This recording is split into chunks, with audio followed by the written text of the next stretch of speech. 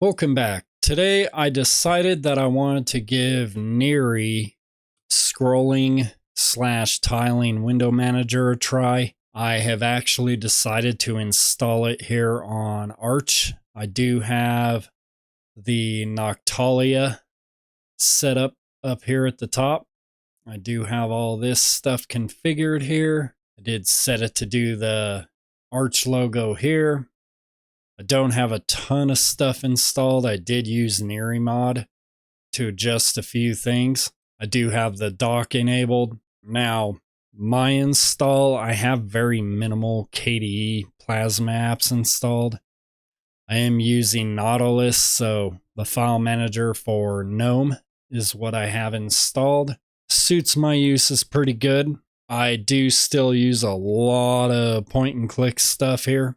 I do have GNOME software installed, runs pretty good. Can center the window here. This works good. I use this honestly for setting up the flat packs that I use.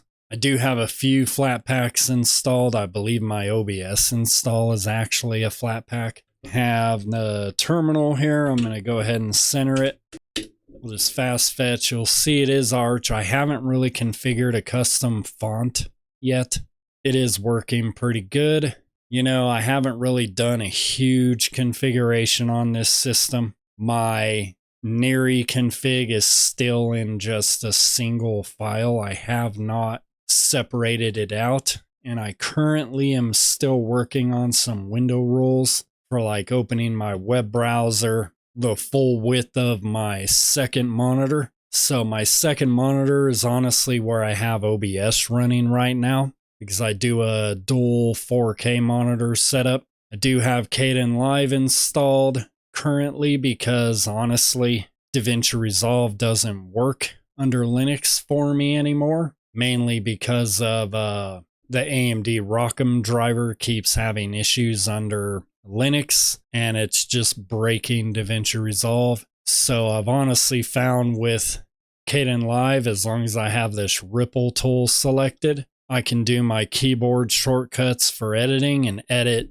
just as fast as I do under Kadenlive, or under DaVinci Resolve, I mean. But Kadenlive, it still needs some work. All the AI features that are in Kadenlive, they're all targeted toward CUDA. I really hope that they shift that more toward Vulkan based instead of CUDA, instead of locking people into CUDA.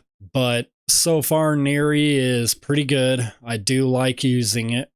It runs pretty good for me. Gaming wise, it runs really good. I did have an issue with one game, and I can actually launch this really quick. When you look up the keyboard shortcuts under Niri, when you bring this up, you can figure out some basic keyboard shortcuts. So what I had to do, adjust that. The game I had issues with, I don't have my games drive loaded right now, was actually this Conan Exiles. I was trying to just load it in a window like Steam is right now, but then it wouldn't let me select stuff properly with the mouse, so I had to actually do Super Shift F to full screen the application.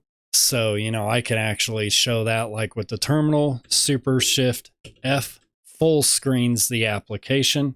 And then I just do Super F or Super Shift F to bring it back. It just works for me.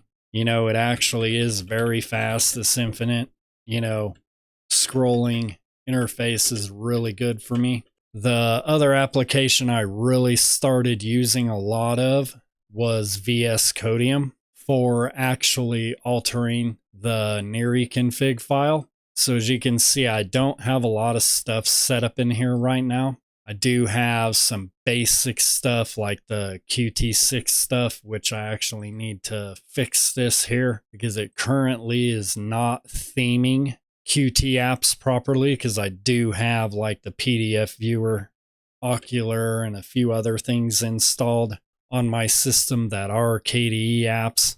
For some reason, Kadenlive is working with what I need it to do. I do use the wallpaper switcher, so if like I load this Spider-Man one, I do have it set to just get the theme from the wallpaper. So I do like that. but I do like my very basic, just Toyota Supra wallpaper. Gives me just a nice neutral look inside of Noctalia.